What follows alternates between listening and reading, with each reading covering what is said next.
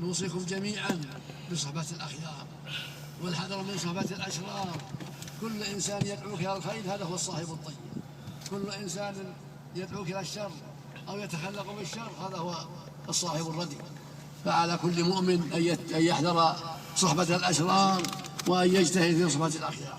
وهكذا النساء نوصي الجميع بصحبة الأخيار والحذر من صحبة الأشرار. نوصي الجميع بالتواصي بالحق والتناصح والتعاون على البر والتقوى. هكذا يجب على الجميع التواصي بالحق، التناصح، التعاون على البر والتقوى. قال تعالى: والعصر إن الإنسان لفي خسر إلا الذين آمنوا وعملوا الصالحات وتواصوا بالحق وتواصوا بالصبر. هذه الصفات الأربع كل واحد منا يتأملها في هذه السورة القصيرة التي يحفظها كل أحد. والعصر إن الإنسان لفي خسر، جمع الله لك صفات النجاة وأعمال النجاة في أربع: إلا الذين آمنوا وعملوا الصالحات وتواصوا بالحق وتواصوا بالصبر. هذه أخلاق الرابحين وصفات المؤمنين الرابحين الذين آمنوا بالله ورسوله ووحدوا الله وأخلصوا له العبادة وخافوه ورقبوه وعملوا بطاعته وتركوا معصيته وتناصحوا وتواصوا بالحق وتواصوا بالصبر.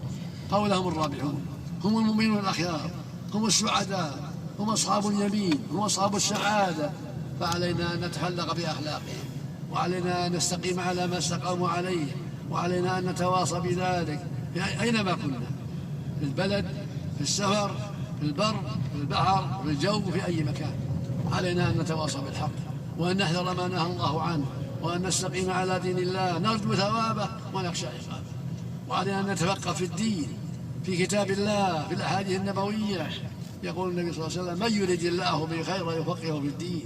وأوصيكم بالقرآن مرة أخرى وبأحاديث الرسول صلى الله عليه وسلم مثل رياض الصالحين، بلوغ المرام، عمدة الحديث، منتقى الأخبار. تسمعون الأحاديث، أحاديث الرسول صلى الله عليه وسلم، وتستفيدون منها مع كتاب الله عز وجل.